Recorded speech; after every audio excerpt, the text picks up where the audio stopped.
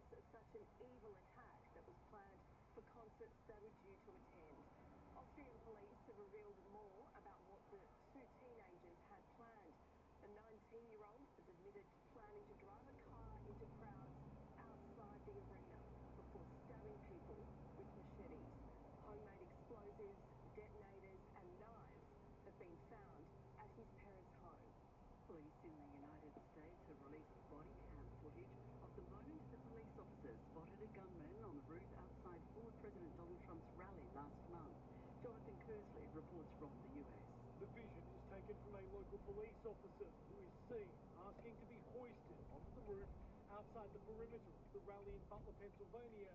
He spots the gunman, Thomas Matthew Crooks, to his left and retreats seconds before the attempted assassination on Donald Trump. More than a minute later, audio appears and the officer is heard talking about the moment he spotted the gunman. He was right where you picked me up, bro.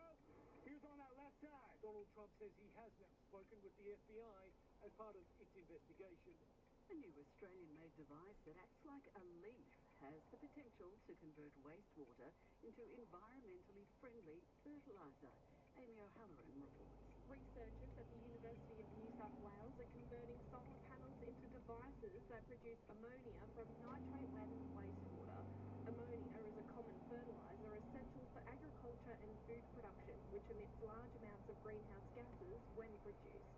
The result, they say, is a fertiliser less harmful to the environment. Professor Xiaojing Hao says the team wants to collaborate with the agricultural industry to make the device fit for production. Weather.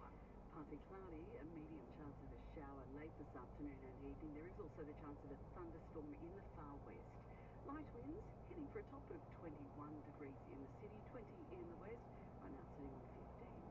Tomorrow a shower or two and 19. Similar on Saturday and Sunday. Similar again for the start of next week. And that is the latest Hope News. I'm Anita Savage. Refugee children in Uganda are some of the most vulnerable in the world, fleeing violence and tragedy in South Sudan, only to find themselves alone, hungry, and struggling to survive. We go back home and they say there's no food.